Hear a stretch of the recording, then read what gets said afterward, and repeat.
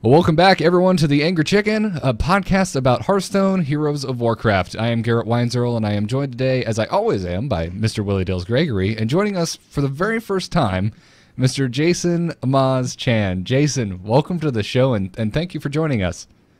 Hello, I'm doing good. Just woke up not too long ago, so feeling a bit dizzy. So, but yeah, it'll start to go better as the show goes on. But thanks for having me. Well, we'll go easy on you, man. I know this is totally off time for you, and scheduling things across the globe can be a little bit tough, so we really appreciate you going out of your way to talk to people. A lot of our fans have really wanted you to come on the show for a while, so excited to be able to get to do that. Yeah, no problem. I mean, you guys been at this for a while. Very dedicated. I love things that go on for a long time. 68 episodes, I'd say, so good job. We started in the closed beta, correct? Is that I can't even remember. We did. What was going on? We got into the closed beta, and we were so excited we just decided to start a show about it. That's what happened. Yeah, rogues were buffing their weapons with hero powers, I think, when we were starting the show. So yeah, this was old school. It's been going on. Yeah, ghosts were pretty ugly back then. Yeah. I was actually just watching Reckful's stream, and he tried playing his first week of beta deck. And it's like questing adventures and conceals and all that stuff. But he's like still doing it even just to see if it works. And he's actually destroying people because nobody sees it coming, I think. But it's funny to watch all those old cards that were so OP back then. See them now, just so sad, so nerfed. Yeah, I mean, I don't, like we always say, there's something to be said for taking a deck on the ladder that's just completely against the grain of the meta. You know, folks don't know how to react to it. Yeah, it's true.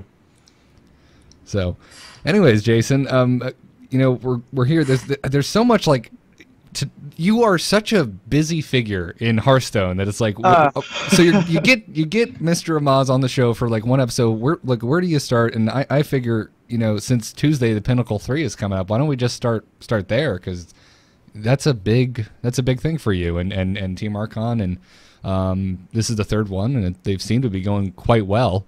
How are you preparing for it? Yeah, Pinnacles have been going really, really well.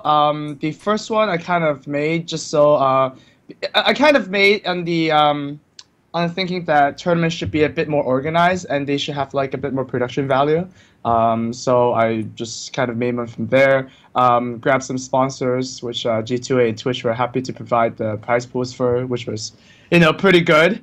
I had to pay for the first production though, but now they covered the production too as well, seeing how the viewer numbers went pretty well. It was like something like 60K viewers for the first one, 80K viewers for the second one, so hopefully make the magic 6-digit number this time. Ooh. But yeah, how I prepare for it was basically force myself to stay awake for 1 more hour each day. So then basically I wake up at like 6 p.m. now in my time.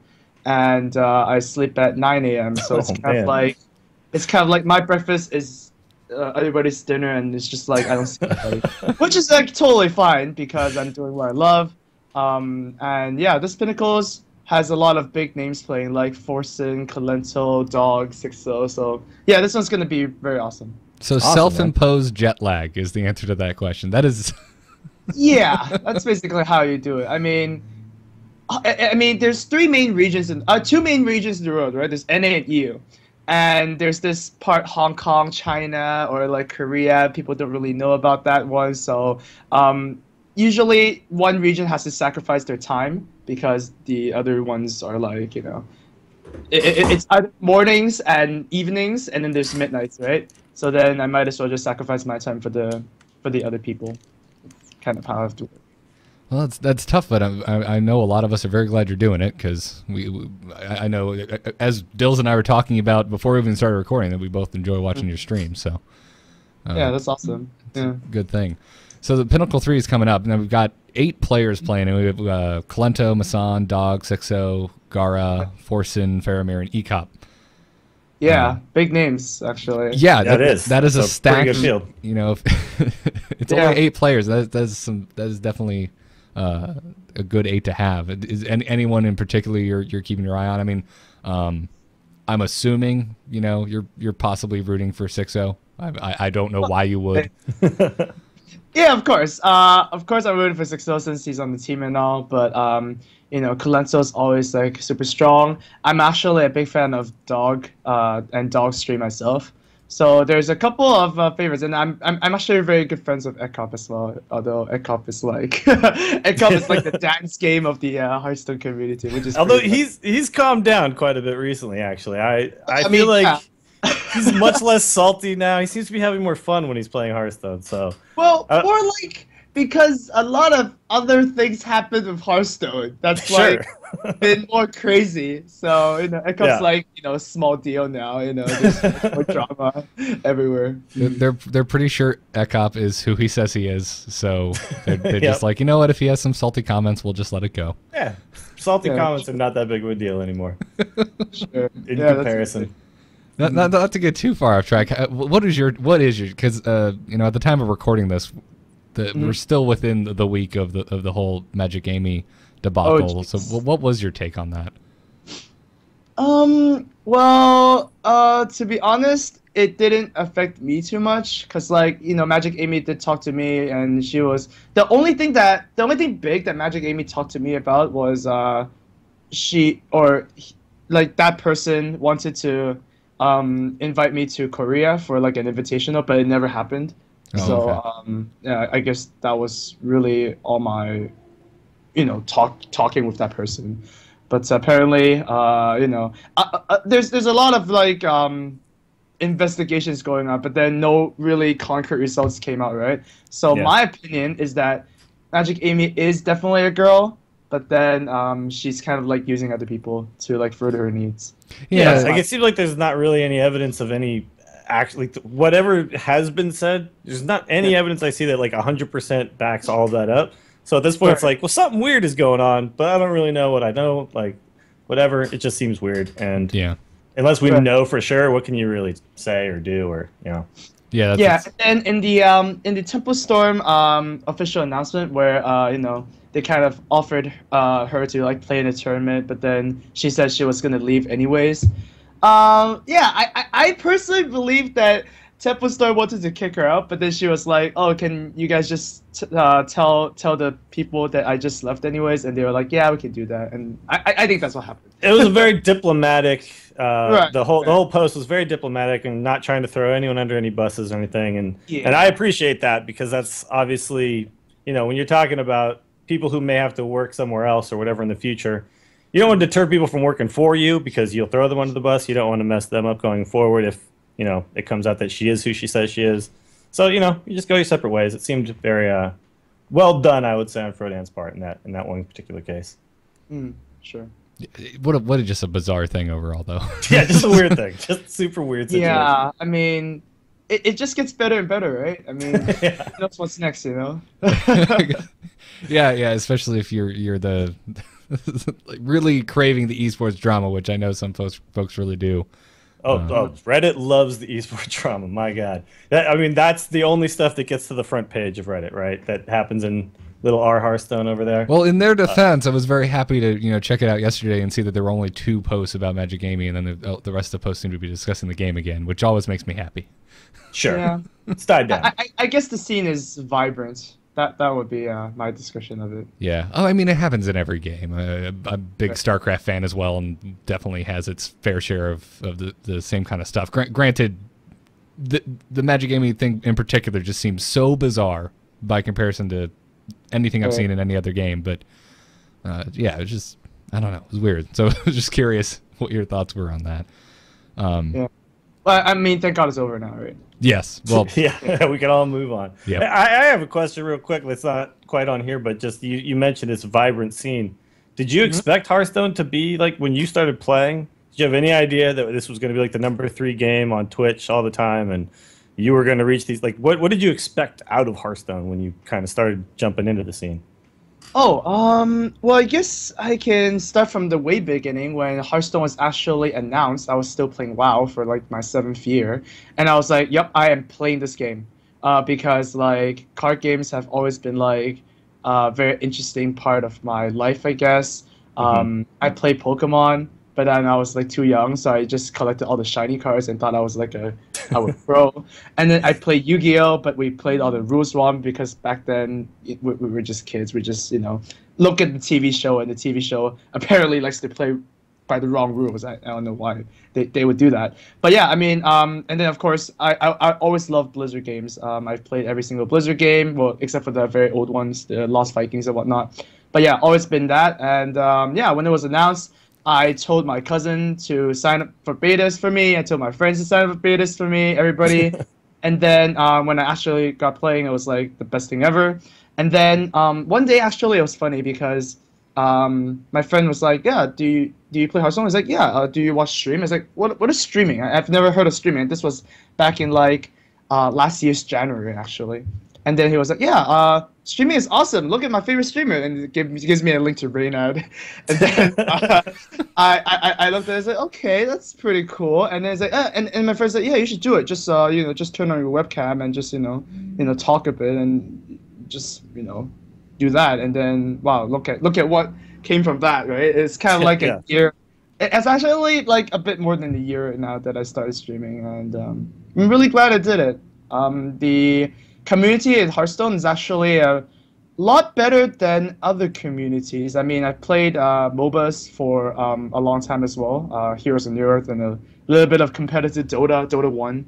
That was way back then, and oh my god, like the MOBA community is like. I'm about to say, if you're saying Hearthstone's community is good by comparison to MOBA communities, I mean that's not saying a whole lot. I mean, that's true. Well, they don't stab you. Yeah. But no, Hearthstone community is like it's actually like really good. Even better than the MMO communities, I guess, because like MMO community is always like complaining about stuff. Of course, in Hearthstone there is a fair bit of complaining, but there's a bit more fun than complaining. So yeah, I mean, what do you think brings that out of in the Hearthstone community? I mean, to me, I think it's the kind of it's the deck tech. Like you want to talk to your friend, whether he's over the internet or is the guy you actually eat lunch with physically. You want to talk to him about what deck's working for him, and compare it to yours, and tweak and learn. And I don't know why that seems to be less of a thing in other games. Maybe Hearthstone's just more flexible. I'm not sure. Well, I mean, here's the thing. There are actually most players who complain enter the cycle of, okay, I'm gonna play Hearthstone. This is cool. I'm gonna make a deck, and I'm gonna be good at the game, right? I'm gonna win some games. I'm gonna lose some games. I'm gonna modify my deck and improve it. But then I end up losing 5 ladder games in a row to like Mech Mage and whatnot. Okay, it's like, okay, fine, I'll make a Mech Mage, and then play Mech Mage all day. And it's like, two things will happen, right? Either you win a lot, and then you just have to play that deck a lot and go like, okay, every card is just like, every deck is like bad. I'm not gonna make any new decks because why would I make one when I have one that's working, right? Or a second outcome will come out where you can't play Mech Mage correctly, and then you start to complain about, okay, Dr. Boom is overpowered and whatnot, right? It's kind of like I think it's like a very bad thing to just sit there and complain about cards and go like waiting for them to get nerfed. That kind of happened with Undertaker, right? When everybody was like, yeah, Undertaker's just pretty stupid. Where that's what we thought. We thought it was pretty. Yeah, I'll say this though. I think that Blizzard was correct that it's not that card by itself is completely overpowered, but just when it's played in that one situation where it's turn 1, coin, whatever, then it's like the game's just over, and that's what sucks about the card. Yeah. We talk about Dr. Boom is okay to be overpowered because it's turn 7. You can actually craft some sort of response to it. But turn 1, you can't really craft a response. It feels like you just lost the game. You don't even get to play the game. That's what sucks about that kind of stuff. Yeah, that's true. I mean, I think the most important part is just that you can't rely on nerfs to better your game, right? You just need to focus on the game at its current state. And then if nerfs happen, then you did just to it. And yeah, that's my take on it. I think the Undertaker nerf was good too. But then Dr. Boom does have a lot of counters to it, so... yeah, Dr. Boom has like legitimate counters that you can play where it almost feels like, I just spent 7 mana on this, and all I did was like 2 boom bots did 1 damage to whatever, and it kind of sucks. Whereas Undertaker was like, even if I have an answer to this, I'm probably spending more resources killing it than he spent playing it. He spent 1 mana. Right. And then I pay 2 mana to kill it or whatever, and it's like, well, I'm behind already. Yeah. So... Well, it's the mana cost, too. With Dr. Boom, you have, in theory, 6 turns to draw into an answer. Sure. Yeah. Yeah, okay. Yeah, that's fine. But no, I think another reason that Hearthstone has a more positive community, like if we get back on that, is I think that when you look at pros playing MOBAs or pros playing MMOs or StarCraft, they seem above, like so far above what you could ever do, that it feels kind of like impossible. And then people who can do it kind of feel like they're better than everybody else. And Hearthstone kind of feels like, if I just work at this, I can get good at this. Like everybody can get good at this. Even the top pros could easily lose to anybody if that person, doesn't make a mistake and draws correctly. So there's kind of more of a feeling of equality among the people who play this game a lot, I feel. Yeah, that's actually a very good point. I mean, the relatability, I guess, of Hearthstone is very, very good. In that sense, you can go like, yeah, I can do that. I just need to learn to play these cards in order because everybody's given the same amount of skills, right? It's not like StarCraft where if you're a Korean, then you're like instantly better. Like you're 100 better than everybody else. You can do more actions, right? So I think I think that helps a lot. The relatability of the game. It's a good answer. Okay. Yeah. So do you have plans to compete more in major tournaments these days? Because I've noticed that you've switched roles, essentially. But you were known as one of the top players for a long time in the tournament scene, and I just haven't seen much from you as far as entering these tournaments. Not necessarily like, I have no idea how much you train or work on that, but do you have plans to stop doing that, or are you still kind of sticking with the tournament? Sure. For January and February of this year, it was more of like production of my side. There's also a lot of behind the scenes of Archon stuff, like organizing team houses, sponsors, websites, and whatnot. And that took a chunk of my time. But for March and April, there's actually a lot of major tournaments, which also awards the BlizzCon points or the BlizzCon championship points. The BCP or something, like they have this really weird term for it, which is funny, but I will have to compete for those. So and of course, being a streamer and actually being a pro player, I think it's like it's kind of difficult, especially when my stream is like people expect me to play priest, right? Since like in tournaments you are expected to know basically all the classes. And I've started playing other classes now as well, on stream as well. But people still ask for priest because I'm just most familiar with it. So I do have to like train a lot off stream. Back when there was like very major tournament like Via Game or like Seed Story coming up, I would play like about 4 to 8 hours off stream and still stream for 4 hours. So practically intense. Like days have been like just Hearthstone and just talking to people, right? I mean, obviously I'm not like the best Hearthstone player ever, so I need to just grab good players and like be close to them, and that's like a good strategy, right? Sure. So I mean that's also a benefit of like having a team where you can ask other players, you can like ask them for like guidance and whatnot, and also if you are a priest master, then people come to you for priest advice, and then you can go to them for like warrior advice. For example, like someone like Kit Kats or like Fibonacci, those are like the go-to warrior guys. It's like, warrior's really strong right now. Give me a deck that is really strong in the tournament meta right now, and I'll play some in the ladder, or like we will scrim some, and you let me know how you think and stuff like that.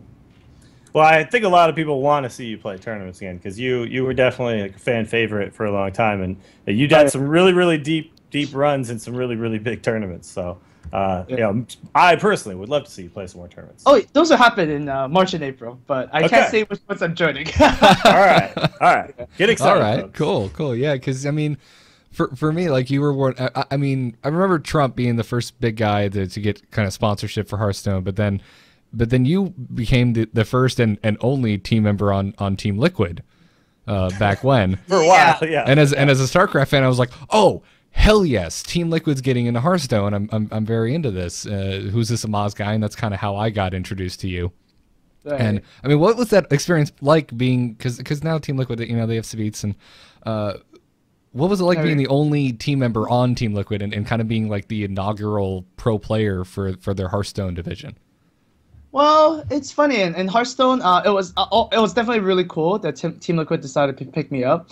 I don't really follow the StarCraft scene too much, so at first I was like, okay, Team Liquid, that's pretty cool. Because I was still on Root Gaming, right? I was like, okay, it's just cool. It's just another Switch of team, right? And I get paid to play a game I love, so that's awesome. I can actually drop my day job. More on that later, I guess. But yeah, it's definitely very cool, and I get to travel around the world. They were paying for my flights for tournaments and whatnot. I actually went to the office once and met Victor, and Victor is just like an awesome dude. So yeah, but of course, it did feel a little bit lonely when I would go on these tournaments because StarCraft would usually happen in these lands as well, right? And then I would be, riding a bus with like 6 other StarCraft guys, and they would be talking about StarCraft, and I would be just like, sleeping in the bus, I guess. It did feel pretty lonely, but then in terms of practice, it's kind of more or less the same as well. You have your contacts and you have your go-to people for certain classes and whatnot. So yeah. So what did you do about practice partners then? Just friends? Just people on other teams? Yeah. Actually, it's funny because back then I still practice with the people then and now too, right? I mean, I talked with Firebat and like Backspace way before we actually made Team Archon. I think they were still at Copenhagen Wolves back then, but we're just like friendly and yeah. I mean, time to time, I also like talk with that guy a lot. I think he's super awesome. So yeah, it's good to like be involved with the scene so much. Because in other teams, in other games, you just practice with a team and you just scrim with other teams, right? Like constantly. Yeah. But this one, you can just like, practice inter-team wise, which is like fun. Seems really close knit. Like all of the pros seem to all know each other fairly well, and there doesn't seem to be a lot of drama between them as much as some of the other stuff. Well, there's a little, but it's more of like specific individuals, if whatnot, right? Yeah, generally, all of us get along, and we would just practice with each other because. We learn something from each other, right? At first, there are a lot of team managers that go like, you should always practice with teammates. Why are you practicing with other people? You're leaking our, deck text and whatnot. That's bad. We don't want you to do that, but that's like kind of counterintuitive because Hearthstone is just a different way of doing things, right? A lot of people also compare this with like Magic and how you should do things as well, but it's a good guideline. But Hearthstone is just really, really different. I mean, if it wasn't different, it wouldn't be so successful, right? So sure, just take things as you go. Sticking with the format or the tournament talk, what are your feelings about the Conquest thing that Blizzard kind of introduced with this year's upcoming World Championship? Do you like that format? I know you guys came up with the coup thing, which is a really cool system as well. Everyone's been kind of trying to figure it out. What are your thoughts on the Conquest format? Yeah, I think the main incentive for them to make a Conquest format is so that like hunters don't win like 4 times in a row, and that's the grand finals. Thank you so much everybody for watching and pack it up, which is good, right? Because even 4-0s, I think in tournaments or 3-0s or whatever, like a clean sweep, right? It's totally fine, but it still needs to be interesting, and I think that's like the major incentive for them to make that thing. It definitely isn't. As good relatable wise to viewers because like last year's standing can tell a story, right? It's kind of makes sense when the deck is gonna advance forward until it's beaten, right? But if we can adjust to that, then the games could be more exciting, and so overall I like it. I don't really care. I think in the format standpoint, I always care about like if it's clean or not. So like not a lot of I'm gonna ban 2 cards from your pool, and then you're gonna ban my class, and so on. It's just complicated. Complication is like always really bad. And the second you want to be able to describe it quickly to people, so they understand. Exactly. Yeah. And of course, the viewer experience is the second thing, which is like pretty important. And like pros always talk about like maybe this format is more competitive or whatnot. I don't think that's like a high priority. I think the 2 things I mentioned is more important. Yeah. Well, one thing that's brought up all the time, and people tend to use you as this example, is, well, we don't want to see Amaz not get to play Priest because we banned it. And in this with this format, you don't really need to have a ban system because you can't run people over with one deck. So you have to win with multiple decks. There's no real reason to have bans in the first place. We get to see you play Priest, even if you win one game and you move on. People who wanted to see you play Priest get to do that. Seems to be a similar example for people trying to figure out how to make a single deck format work. Sure. Yeah. Yeah, it's like I want to see people who specialize in a deck play that deck that they specialize in, and with all the bans and all that stuff, it ended up kind of taking that away from the viewers. So, I think that's another thing that's pretty cool about it. Yeah, and with I think with Hearthstone, since games are relatively short and like fast paced, if it's just one person playing one deck all the time, it might be pretty stale, I guess. Sure. Yeah, especially if you're gonna play that deck multiple times to a tournament, even within the same series, like a best of 3 with just one deck, it could get pretty boring. So I think the Conquest format is definitely pretty cool and something I look forward to. Yeah, I'm pretty happy with anything like you said, where I don't just watch Hunter win for 4 games in a row. Even though I'm sure you were very, very happy about that. No, I personally don't have a problem with that, but there's a lot of viewers I think that won't be too happy about the games that come out. So yeah. Well, it's like if you ladder all day and then you lose to Mech Mage and Hunter all day, and then you go watch a tournament and they're playing Hunter and Mech Mage, and you're like, it's like, I'm just sick of watching these. Yeah, like I had a good time watching ESL today because I got to see such a nice spread of decks. Granted, there's also a good amount of like control decks being played, and that's what I'd like to watch. But so I'm a little biased there. But it was, I don't know. I like having some variety. But speaking of Firebat and stuff like that, you grabbed him up really kind of early on. I mean, everyone knew him after BlizzCon last year, but I mean, how did that come up? How did you kind of meet Firebat, and what made you want to sign him to Team Archon? Oh man, I don't even know how how to put this. Like, if you just say a random name like Firebat or like Backspace or like even for another player from another team like Ekov or whatever, I don't even know how I met them anymore. Like, I don't even remember what the first meeting was. You just kind of meet them when you play games and you go like, oh, you're a good player, I add you. And then, well, now I really can't because my friend list is kind of full, but you usually add people who are like really good at the game and just talk about the game, right? Right. And yeah, Firebat is one of the really one of the better players. He like the way he thinks and approaches the game is like so different from other people. He used to make a lot of spreadsheets, and it's very math based and percentage based, and which is a cool way of tackling the game, right?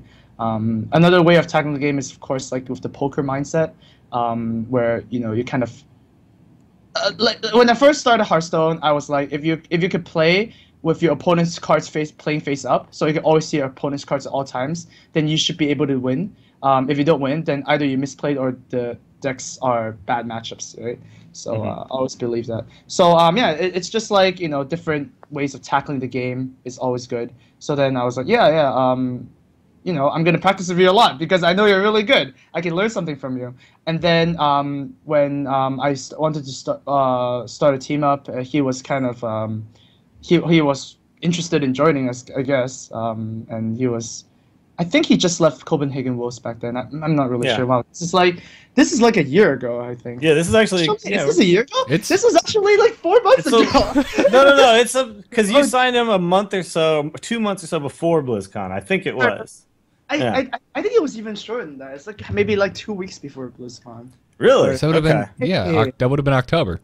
Okay. Wow. Yeah. Jeez. Yeah, what a whirlwind few months. So wait. So he was. I mean, I know he was on Copenhagen Wolves, but like he talked about how he didn't get invites to tournaments, and he wasn't really kind of one of the elevated names in the game. Like, what did you see in this guy at the time? Like, just the analytical viewpoint on the game? Was that really it? Well, he was just a really good player, and yeah, I mean, if you're good at the game and you're passionate about it, then I mean, I can work with you, right? Sure. That's really what it comes down to. If you're hardworking and That's really like I really dislike lazy people, I guess, and people who cut corners, as we recently saw with the drama and stuff. Like, yeah, you gotta work for it, and Sure. you know, you gotta also like kind of place your bets as well. So, and if it works out, then good. If it doesn't, then you know you just have to like make more bets and like make more investments and whatnot. And I'm glad that worked out well. Yeah, I'd say so. Yeah. I mean, announce him and win BlizzCon. That's it's a pretty good turn of events. That's a great compliment you're paying him. I hope Firebat hears that. You're not lazy, sir. You are not lazy, Fire. He definitely does not come across as lazy. I was watching him play a few days ago, and he was just kind of having fun. And he was saying he was working on Arena because he feels like he's not that strong in Arena, and I want to get better at this. And he was talking through like the first 6 turns of the game, like when he's looking at his opening hand. And as I was watching him play, I was like, that's why this guy wins games. He's already thinking about turn 6. It's turn 1. He's looking. The other guy hasn't even played a card yet, and he's thinking about what he's going to do on turn 6 and stuff. So it was pretty impressive. Yeah, that's the kind of stuff that blows on my mind. Anytime I talk to our buddy Ixar from the balance team, that's the same thing. He talks to me. He's like, "No, you got to be thinking 4-6 moves ahead, man." Yeah, another point to add to that is that with streaming, you have to actually like kind of word out your thoughts as well. Sure. Which actually kind of like slows down your game, I guess, kind of, because sometimes you just think about everything in your brain, right? And you don't have to like explain to an audience or whatnot. So when the audience actually gets an explanation, it's not like the full explanation. We might miss out on stuff, and that's also why you have to practice off stream, because when you're on stream, you have to like focus on answering questions and like kind of explaining your moves, and sometimes you misplay and forget to count cards. Like I would never miscount shield slams and executes from a warrior. But then when I'm streaming, I go like, okay, this is like 20 turns. I go like, does he still have a shield slam left? Because that's like that does affect a lot of decisions, right? Sure. So. Yeah, you got to keep calling out new subscribers and donations. It seems like a lot. Yeah. It's a lot to do. And it's a good point to bring up, because I mean, one of the things we get asked this question all the time, Dills, is I want to start streaming. How do I make a successful stream? And one of the big things is make sure you're engaging with your audience, because one of the things I see newer people do that I feel is wrong is they just kind of sit there quietly and just play the game. It's like, well, no, you should be doing exactly what you said, Amaz. Like when what was it, 2 weeks ago, I think. When Firebat, no, actually no, it was more than that, because we're almost at the end of the season. This happened at the beginning of the season. But when Firebat and Purple Drank came out with that Mech Shaman deck, right. Everyone was talking about it, and I went back and watched the stream, and it was him and Purple Drank both on the stream, and they're playing this Mech Shaman, and they're debating about just the mulligan phase, and they're debating about keeping one card over the other, and it was just super fascinating, and I'd love to see more of that from streamers. Yeah. The big streamers do it. Like Amaz. Yeah. Well, I mean, you kind of want to set how you want the stream to progress, right? You don't have to be like the super popular interactive chat and whatnot, everything. You could be like just a pro player and play the game if you so wish to go that way. I mean, that's totally fine. But yeah, like when you stream, you just need to set a goal for yourself, right? Yeah, what you want to do with it. So that's all. I mean, it's perfectly fine for someone to just play the game and not say anything, or not even turn on the webcam, right? But of course, there's always advantages and disadvantages to every decision you make. People may not want to watch that. Yeah, but I think the thing that helped my stream, I think the most is I kind of was the first one to set a schedule for that, because my thinking was like, you can't just expect people to show up whenever you feel like playing the game, right?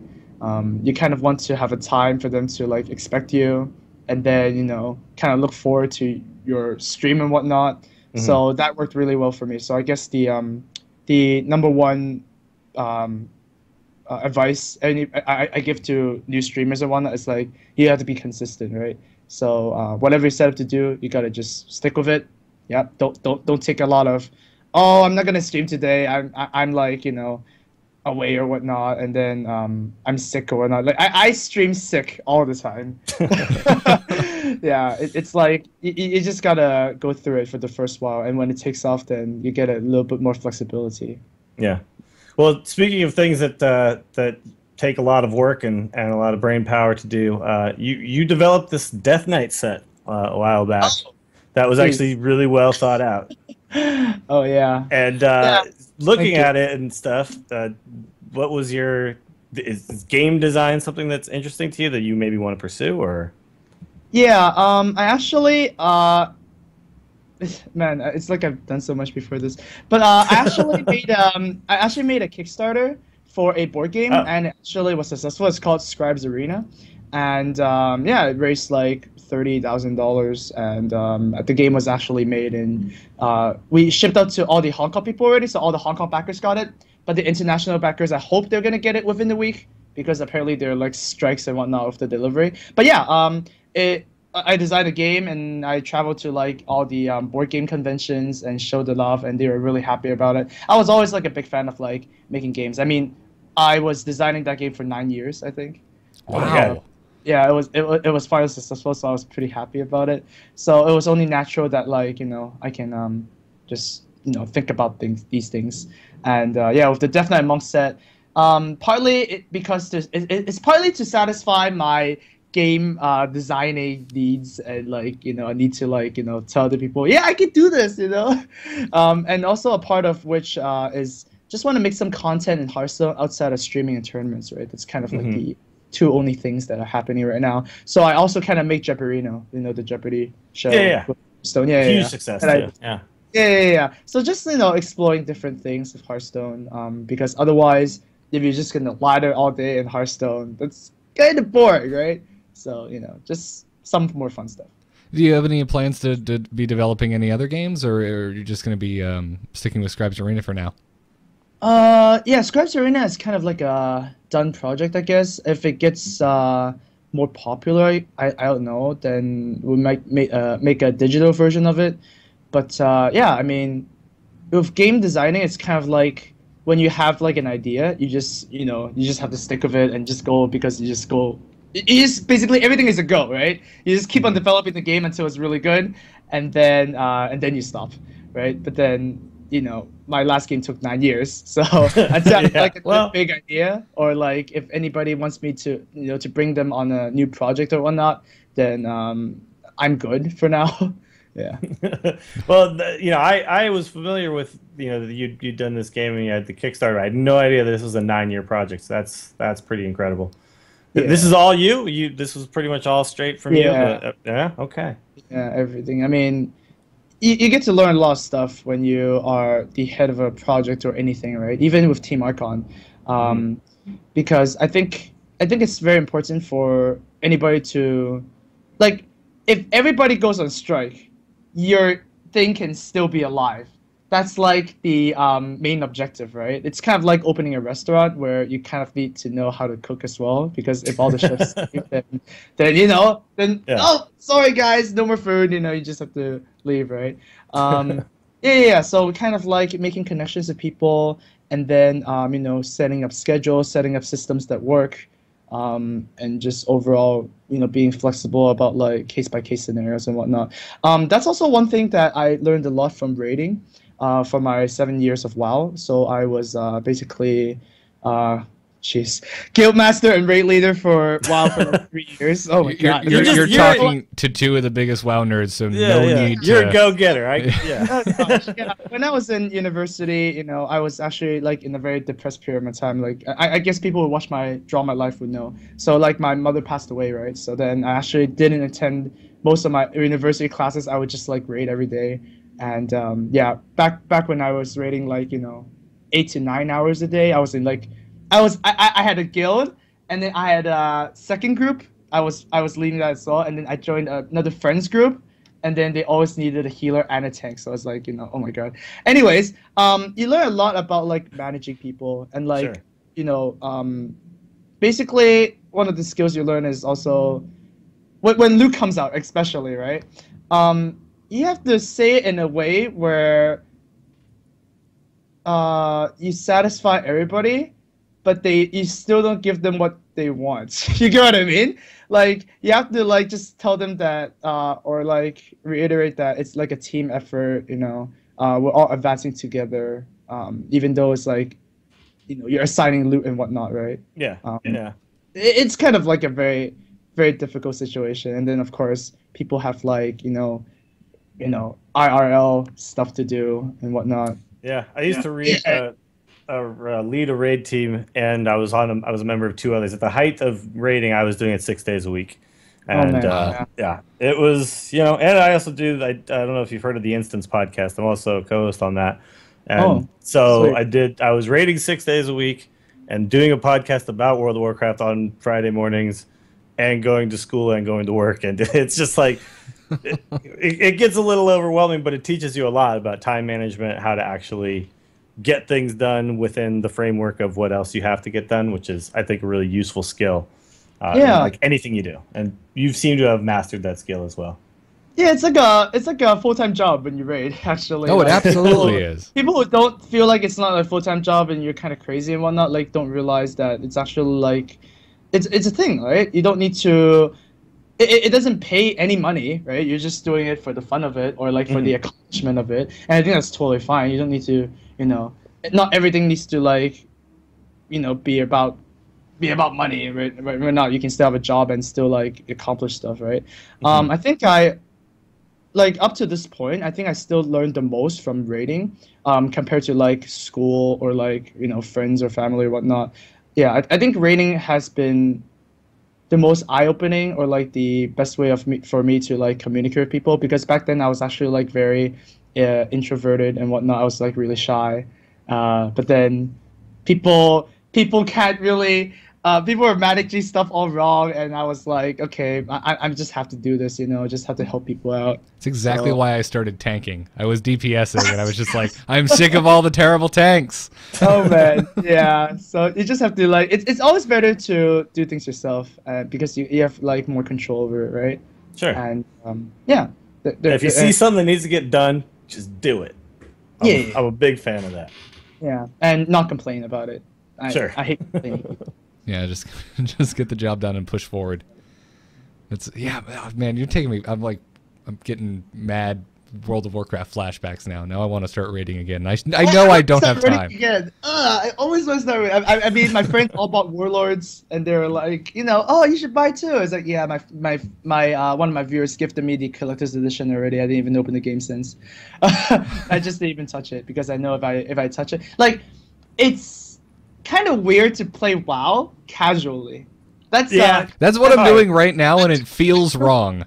Yeah, exactly. Like I do LFR when I find time for it, and I manage my garrison. Other than that, I'm just like, this just feels weird. And also, it's like, because like there's very few games I'm really into, and the ones I'm really into, I'm also making content about, like whether it be Hearthstone or Heroes of the Storm.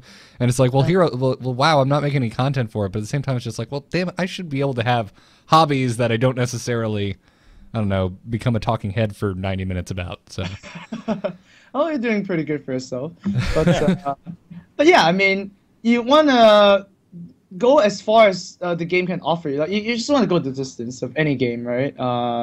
Just do it all. That's kind of like... Well, so you clearly, when you decide to do something, you kind of go all the way. And I have a similar kind of mindset about things, but you get to a certain point where you can't do all the things you want to do to the extent you want to do them, so things just have to drop off, So it's like you kind of have to make the tough decision, right? Like I do the golf thing, the World of Warcraft thing, now the Hearthstone thing, and I was actually doing the Heroes show with Garrett, and I eventually realized like I can't do all of these things, and had to quit doing one. And those are the tough decisions. But if you want to go 100% all the way with things, then you should really do that, And so you're still doing 100%, right? You're just like devoting your time somewhere else and still doing your thing.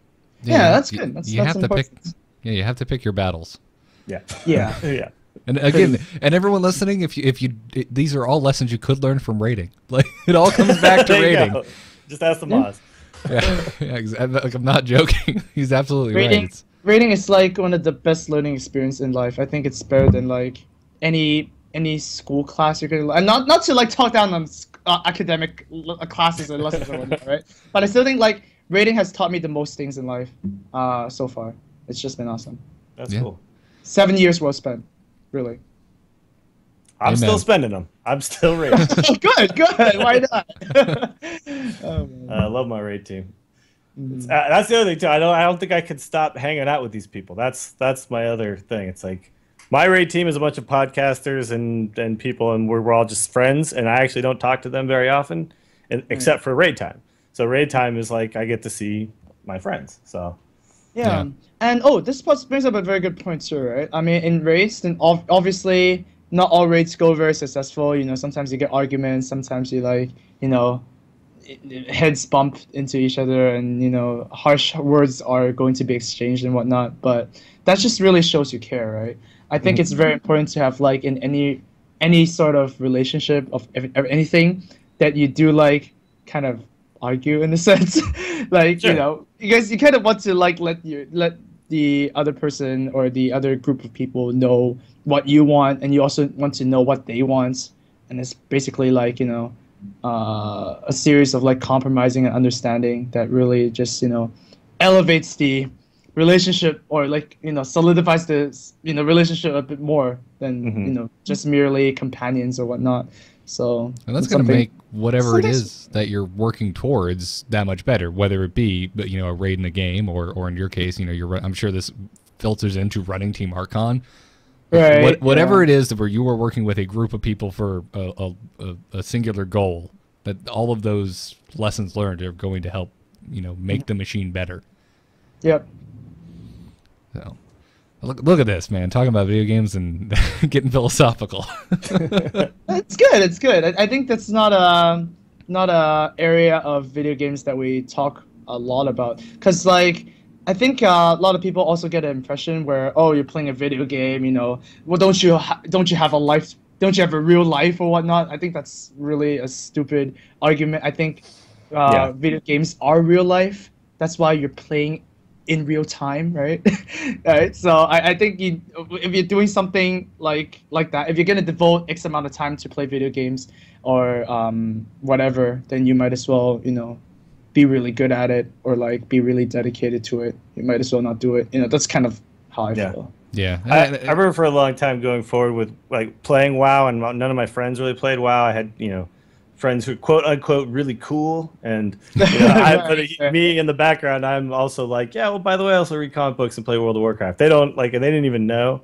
And then eventually I was like, yeah, I don't want to be a closet nerd. I was like, I'm just gonna tell everybody, and if they don't like it, screw them. And I remember like kind of coming out, and people would kind of react differently. They'd be like, oh, what? You play World of Warcraft? Like, oh. And you're like, well, you know what? I've actually now made a bunch of friends all across the country that I hang out with all the time, and this has not been a detriment to my life in any way at all. In fact, it's really improved my life. And whether they understand it or not, like, we understand. And it's important for people not to feel bad about the things that they feel really passionate about. Yeah, I had a very similar thing come up with like the person I would probably consider my best friend. He was in a group interview, and they were going around the circle. What are you into? Trying to get to know everyone. And this one kid in the group starts going off about Dungeons and Dragons and how much he really enjoys it.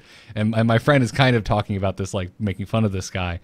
And I was like, oh, come on, man. Like, it's not that bad. And then, you know, fast forward 5 minutes, he and I are talking, and then Star Wars gets brought up, and my friend starts going off about the lightsaber in the teaser for the new Star Wars movie, about how, oh, it makes no sense. You can't have a crossbar and a lightsaber. Burger. And I just look at him and I go, see?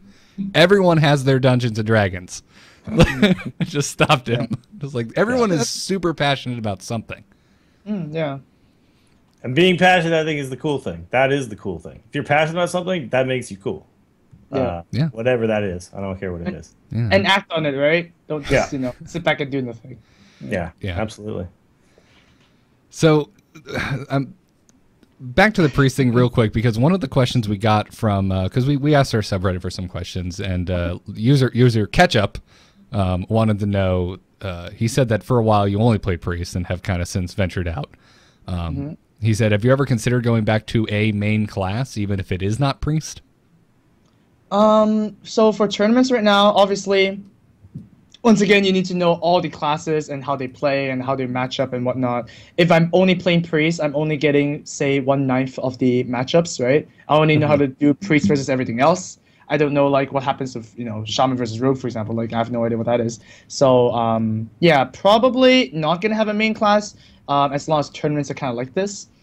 But, yeah, I mean, I actually first started with maining priest because nobody did it, and I love I love cards that are like outside of your deck, right? So like Thoughtsteal was my actually favorite card, and now GVG introduced Unstable Portals. That's my second favorite card, because I think any RNG effects kind of reward players who actually understand game mechanics and how to like adapt to situations, right? So that's what kind of like brought me into Priest at the first place, and you know, there's some very cool plays you can do, some interesting tournament decks that you have to, you know, adjust for, but yeah, probably not gonna main a class if anything. I'm still super familiar with Priest though, so if there was a main, then it's still Priest. Gotcha. So you don't have like second favorite. It's like, oh, I love Priest, but I actually started with Paladin. I think Paladin was the coolest and also the easiest to start with. I mean, come on, like True Silver Champion, Blessing of Kings, Consecrate. It's all the staples, right? They don't have like gimmicky stuff like Warlocks, where Hellfire kind of nukes your own stuff, and it's kind of like it might be a bit counterintuitive for a new player why you want to play Hellfire and stuff like that. So like Paladin is a very good starting point for anything. Yeah, you're always kind of going forward with Paladin, right? Like exactly. Yeah, you that's just a good develop point. and you have a reset with equality. It's just all the tools, right? So I actually start with Paladin first. So I would say Paladin is like my second most comfortable class. Awesome. What totally about GVG Priest? Where do you think Priest is at right now? Because I was watching the tournament today, and Reynad just couldn't stop talking about how Priest is the worst class right now. Yeah, Rena has really strong opinions about things. I feel like you're baiting Amaz here a little bit here, Dills. Maybe. But yeah, I think Priest. The main problem with Priest is that it doesn't really do much. It's always reactive, right? It doesn't play a very active role. It tried to with cards like Shadow Boxer and Shadow Bomber, but they were just really badly designed, right? I mean, I think they actually missed the ball on a lot of Priest cards they could have done. With Shadow Bomber, it's like usually cards that have like a mirrored effect can advance your own game, right? For example, Lore Control, right? If you play in a Zoo deck, you don't play any spells anyways, then the mirrored effect, you're kind of gaining something from it. But what does Shadow Bomber do for you? Why do you want to nuke your own face so you can like hero power turn 2? That's just stupid, right? So they did miss a lot of stuff with that, and of course Shadow Boxer with the heal.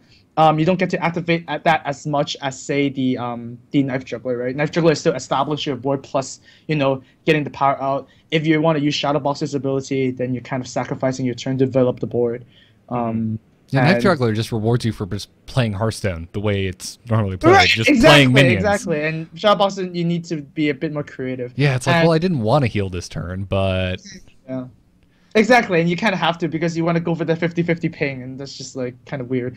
And finally, the Vol'jin card was like one of the best cards. All the pros were saying that it was really, really good, the best legendary ever before GVG was launched. It was when it was announced, but they still don't realize that Vol'jin by itself doesn't do anything. It's another reactive card. We don't need that.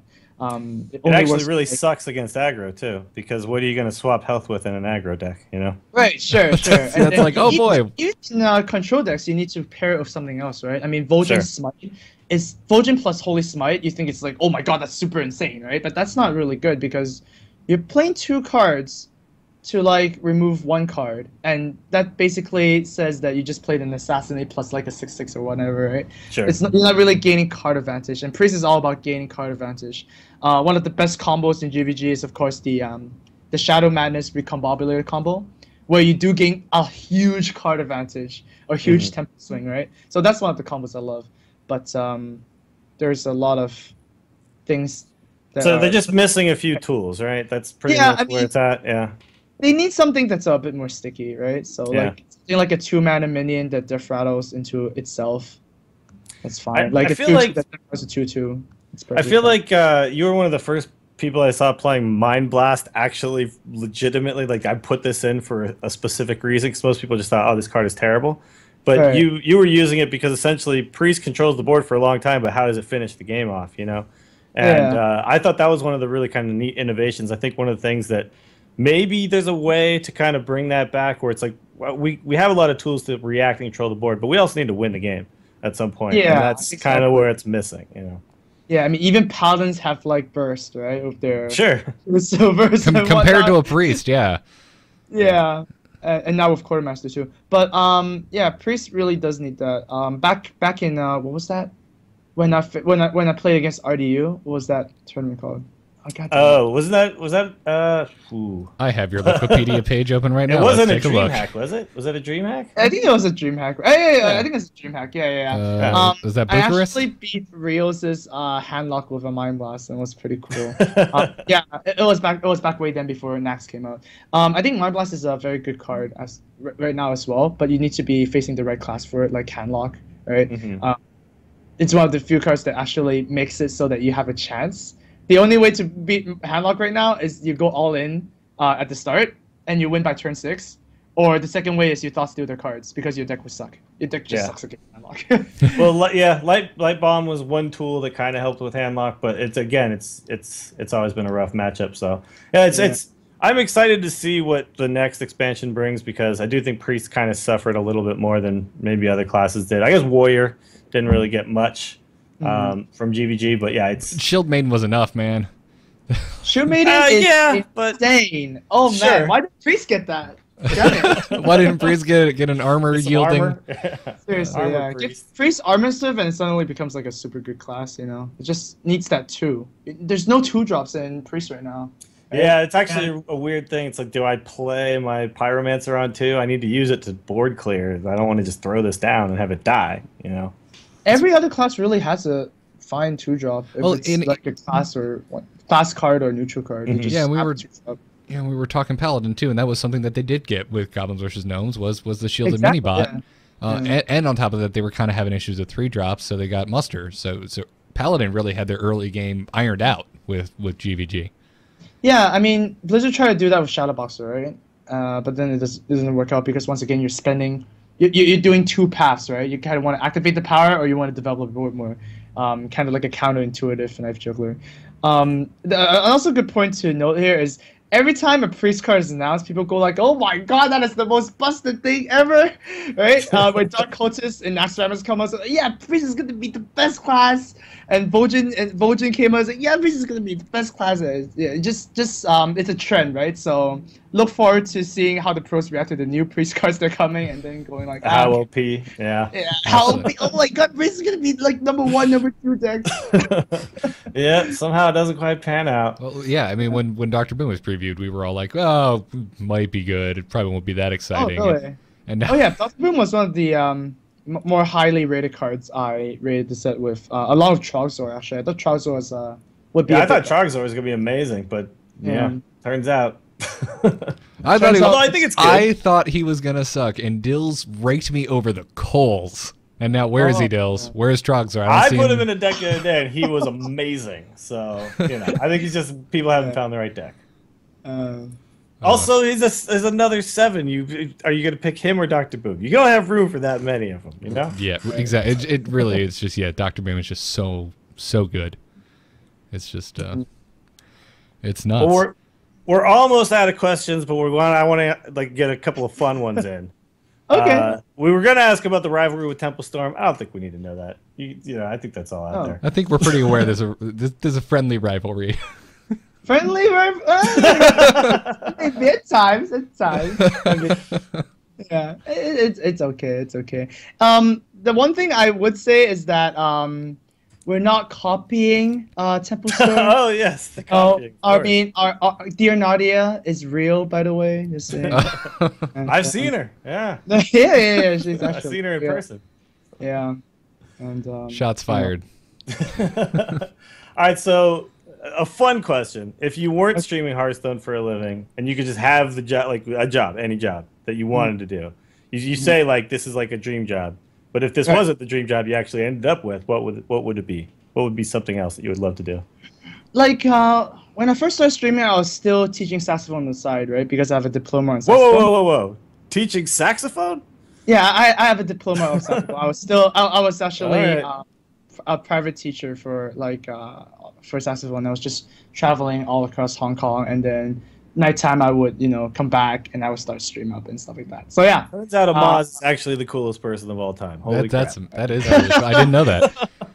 Yeah, just been doing a lot of stuff. I mean, So it'd be playing saxophone then again? You would want to be I'll still be like teaching. I'm actually happy to teach. At first in high school, I was like, I don't mind being a professor or whatnot of like a high school, because in university profs they kind of like do the lecture and they kind of leave. They don't have the interaction with the people, Sure. which I really value, right? I once did an office job for like a private eye company, and I really didn't like it because it's just like kind of like what's that word? It's kind of like automatic, right? You kind of go to the database, you kind of drag this to that and whatnot. It's kind of not my style, right? I kind of like to interact with people. All the scenarios kind of be different, and you kind of have to adapt to everything that comes out, right? That's kind of my thing. And teaching does kind of do that, right? You're going to see your students grow, develop skills and whatnot. So that's cool, man. I will say this: my music teacher was the most influential person in my life by far. So awesome. For a long time, I thought that was what I was going to end up doing, was being a music teacher.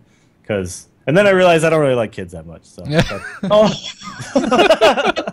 little ones can be a bit problematic. I think actually I wouldn't mind doing being like a high school music teacher or something like that. But it's the little kids. They, the snot and the whatever. It's my piano teacher my poor piano teacher when I was a kid. I thought I was too cool for piano, man. Now I wish I stuck with it really bad. It's I'm serious. One of my biggest regrets is not sticking with piano.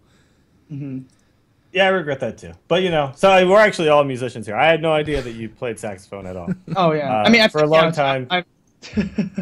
I'm Asian, so I also play the piano. You have to play piano if you're like Asian. So, for a long time, I was actually like a touring musician playing in like punk bands and stuff. And that was I thought was going to be my deal. Was just I'm going to be a punk rocker for the rest of my life. And then after a while, I was like, you know what? That's really, really hard. There's very few of us. There's a joke in here somewhere about not needing a music teacher for punk or something. I don't know. Like, I'm not clever enough at the hour in which it is where I live to formulate that joke. But to take one more question from our Reddit, Diego Centric asked if you guys were doing anything to defend yourself as far as the Pinnacle is concerned from DDoS attacks, since they have been an issue in the past. Oh yeah, so this one we're gonna put an even bigger delay on it, and that should solve the job. I guess it's funny because I'm also keeping track of other esports now, and apparently this happens all the time with them, right? And they have all the systems ready to go for anti DDoSing and whatnot.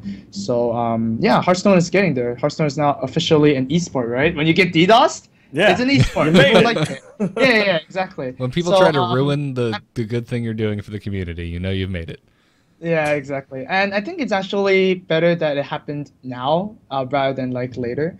So then, people are getting the VPNs or SSHs and all that kind of stuff, because it's kind of bound to happen, right? It's kind of like the protection for you need a lock for your door, just basic stuff. And it's gonna be a good Pinnacle. You guys should definitely tune in. Oh, I will be tuning in, sir. I'm super excited. Okay, last question from me. I don't know if there's any others, but the first time I heard of you was actually Artosis mentioned you on some tournament where he was casting or something, and he goes, if you guys don't know about Amaz, everybody go check out Amaz. He's going to be huge or something like that. And I hadn't heard of you at that point, and that was actually the first time that I noticed you were streaming a few days later, something, and I actually watched your stream. What was your relationship with Artosis, and what do you think he was so eager to let us all know about you? Okay, that's actually funny. So I played against Artosis on ladder a lot, which was kind of like a coincidence, I guess. Back when I said my friend told me to start streaming, I actually didn't for a long time. I was just I just still want to play the game, right? I don't want to, pick up this, because if I pick up this, it's going to be a lot of work. But then I would have this stream open at my side, and I would face against Artosis a lot, right? And then I would go okay, well then, I guess I'll try and beat him, and then it'll be pretty funny on stream. And I was like, yeah, I tell my friends to go tune into Artosis right now. I'm actually playing against him. It's awesome, right? And then I would beat him a lot of times, and then every time the match ended, I would open the stream again, and he would go like, how did I just lose to a priest, you know? It's just so funny. And he was like, I would want to see Amaz stream. And then when he said that, I was like, okay, I should stream. And then, you know, Artosis is kind of like the head start that introduced me into Hearthstone like quicker than other first streamers. So I got kind of lucky there. That's cool. I thought maybe it had something to do with the fact that you guys are both, you know, somewhat near each other and maybe knew each other from some sort of regional we thing. didn't know each other. Wow, that was I wouldn't even just imagine ladder knowing, games. like anybody from the scene. Actually, when I first started, I was like, yeah, all these big names with like fight nights. Remember, back when like Forsen and Chalky and like those guys were still playing fight nights. I was like, oh, those guys are pretty cool. They're doing a lot of tournaments, and I want to do that too. And I also met Artosis like a bit, maybe like last 3 months or something. I don't know. It was for some. Oh my god, everything's like it was in the airport, and then he got me into the lounge. That's all I remember. But, he's a really cool guy. He's really dedicated, and I hope he's doing more Hearthstone stuff. I mean, he's very busy with like StarCraft and with his family and whatnot, but. Yeah, I really enjoyed Artosis' casting style, and I actually, when he was streaming on Twitch, I think he's like on a Zubu now or something. Yeah, he's right? on a Zubu now. He's contracted there. Yeah. Okay, that's kind of unfortunate because I don't follow people there where I know when he's streaming. Yeah. I always really enjoyed his stuff, so I thought maybe you guys were just like friends from somewhere down the. I didn't know your gaming history, so that's a really cool story, man. Just ladder games, huh? All right. Just maybe even 6 games in a row I would face against them on stream. Well, back then there wasn't that many players, so you actually would run into people all the time. I remember like I would see Tide, Strafe Crow, Trump, Crip. I played with Crip a bunch in Arena like when it started off, and now it's tough. You got to be really high ranked or something and queue at the same time. So yeah, back then there was not a lot of people, so all the names were kind of recognizable, but. Yeah. Oh, I guess you guys mentioned the invitational kind of thing, and I kind of want to talk about that really quickly. Sure, go for it. People always say that invitations are like bad and whatnot. Like they should be open, and you should let everybody be able to join. I think invitation is actually a very good thing. It's funny because in another scene, I think it's like. Smash or whatnot. I think they want more. Or not Smash. Something else. Maybe StarCraft or whatnot. Or anyways, they want more invitationals because their events are actually not that popular, and they like want to make a pro scene where people just have favorites and whatnot. I'm not really sure what that is, so don't quote me on any of those. So I think invitationals are really good in 2 ways. It's one that you can guarantee viewers, so the sponsors are more interested, and the scene kind of grows from there. And secondly, if it's like a semi-invitationals, like you have those big names, and then you have like players who qualify, and the qualified players beat that big name, then suddenly he becomes like, oh, he's the guy who beat like Calento or whatnot, and it's like, wow, that's super awesome, right? And then people would tune into a stream and see what's up.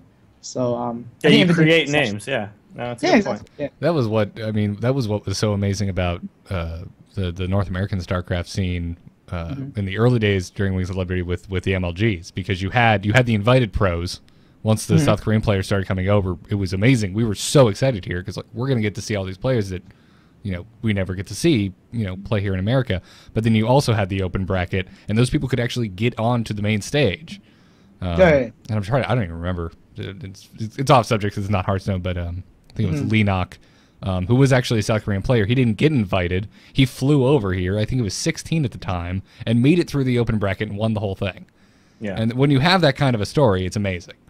Yeah. Well, wasn't Gara the guy who won DreamHack after he qualified and then became a pro player and a name, and nobody really knew about the guy before? And like, there's stories like that in Hearthstone, but yeah, it really does. It's a good point that invitationals need to be kind of part of the deal. Otherwise, who are you watching and who are you a fan of and all that kind of, are you a fan of Savitz? Yeah, because I see him all the time and I like his play style. And then if it's just a whole tournament of people I've never heard of, I'm just watching the gameplay or the casters are good or something like that. But it's hard to figure out what brings you in. So yeah, I mean, take any sport you enjoy and throw everyone in matching gray jerseys. You don't know who anyone is. Who you rooting for? Yeah, exactly. Yeah.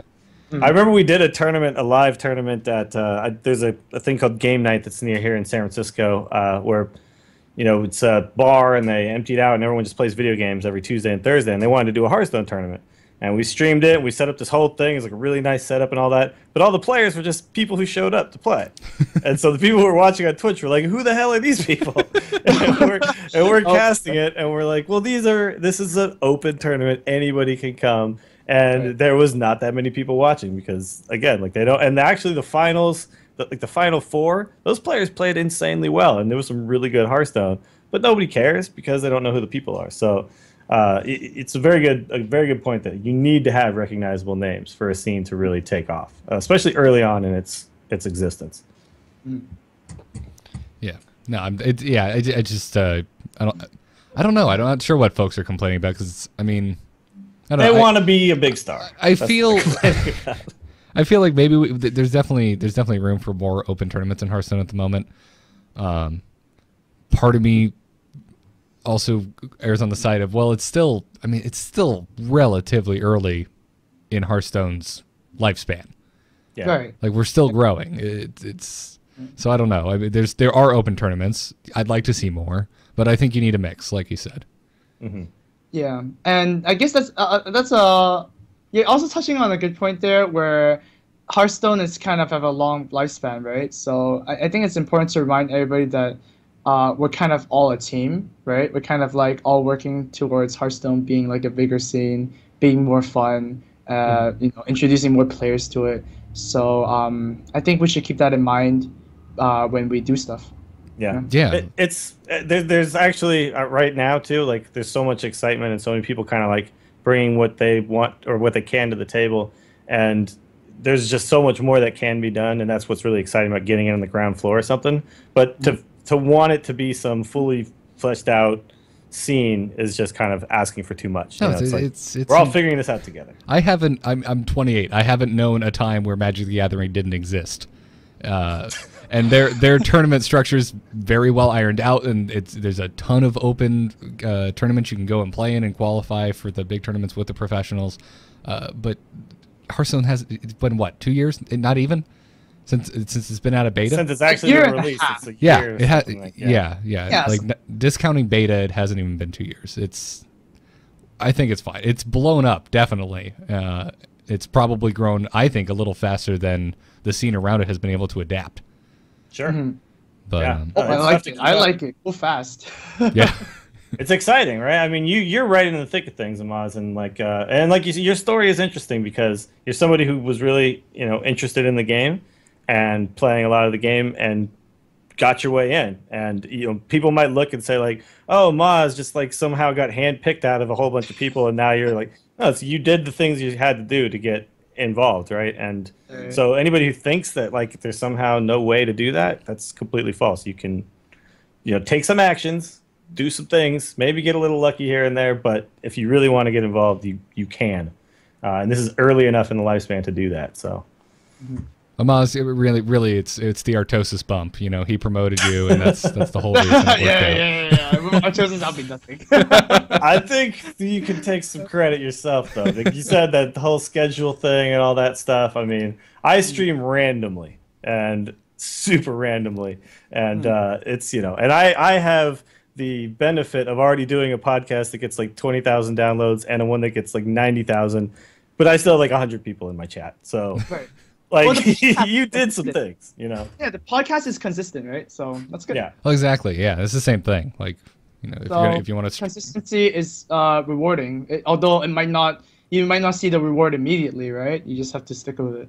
Yeah. Yeah. But I mean, it's like nobody can say that you didn't put in the work, and that's like I think some people look at some of the pros and they think like they just all kind of magically appeared and whatever. It's like no, these were people who just played the game a lot. Got really good at the game, and then came along at the right time. And every single one of these, the people who's doing this worked really hard to get, the viewers that they have and all that stuff. Mm. Absolutely. Well, Amaz, we won't keep you any longer, sir, because you have been very generous with your time. Before you go, where can folks find you, follow you, watch you play in Hearthstone? Oh, man. So, yeah, to those who don't know, twitch.tv/AmazHS. I also have a YouTube, same thing, AmazHS. Facebook is also AmazHS. Everything's AmazHS except for Twitter. Launched the website too, right? Oh yeah, we launched the website. It's in our first iteration. It's teamarchon.com. We're gonna try and improve it over the course. I mean, we just wanted to get something started, right? I mean, it looks good, but it's not as good as we want it to be, obviously. So we're gonna work on that. And of course, yeah, just check out all our streams. Hopefully, we have some good news coming up with the team. Ooh. Soon, really soon. Announcement of an announcement. I hope. And yeah, you can look forward to see me in more events. Can't really say which because they won't let me, but sure. Yeah, I'll be playing more tournaments. And I guess shout out to Team Archon because that's my team and that's awesome. Well, that's great, cool, man. And everyone, make sure you go and watch the Pinnacle 3. It is starting this Tuesday on the 24th. So check it out. Oh, is that going to be on? That's going to be on your stream, or that's going to be on? Okay, all right. Yep, that's on my stream, 11 a.m. EST. Who's casting? It's going to be me and Monk casting the whole event. It's going to be pretty good. For Pinnacles, it's kind of like I kind of rotate casters as well, right? Mm-hmm. Yeah, you had an admirable last time. They always had to get stuck with me, so that's. You rotate one chair, sure. Mm. Well, man, thank you so much for talking to us. I'm sure that everyone's really excited that we were able to get you on, and we're excited as well. And you're definitely one of the most positive members of this Hearthstone community, and it's a joy being able to have talked to you, man. So thank you. Cool. Thanks for having me. I mean, you guys are doing a great job. Keep it up. Maybe I'm gonna look forward to watching this go on. Maybe the 100th episode, you guys are doing something cool. Yeah, we'll do something special. We'll invite you back. Yeah. We'll be there you go. Yeah. We'll make you wake up. We go to like the BlizzCon stuff and all that stuff too. So we'll get to say hi in person one of these days. Yeah, I actually love doing these sorts of things, but to keep the quality high, I think we should stop it soon. Because it kind of directly correlates with time, right? I have a story where I could actually stream for longer than 4 hours, but I think 4 hours is good enough to keep the quality high, right? But maybe a story for a nerd. Just start blankly staring at the camera at a certain point. Just no longer have witty comments. Right. Oh, wonderful. Well, if our stuff as well, folks, you can always find us on Twitter at TAC Podcast. Big thanks to our patrons over at patreon.com/TAC. Thank you so much for supporting the show. We really appreciate it. Check out the Angry Chicken over at amove.tv/TAC or over at frogpants.com.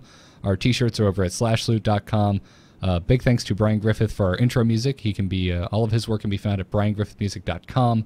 And you can catch the regular show Monday nights at 10 p.m. Eastern on twitch.tv/AbeMoveTV or over at alphageekradio.com. Dills, where can folks find you? Twitter at Willie Dills, The Instance, Friday mornings, theinstance.net, and twitch.tv/WillieDillsSF. Awesome. Go check it out. I'm on Twitter at GarrettArt or nomoonart.com for my graphic design portfolio. I swear I'm going to update that very soon with the game that I can finally talk about. And on Into the Nexus, where I talk about Heroes of the Storm. Check out our sponsors, doghousesystems.com. The code to use is TAC. It'll get you double memory on your next gaming rig. And we will see you guys on the next episode of The Angry Chicken. Job's done. Job's done. Job's done. Yes!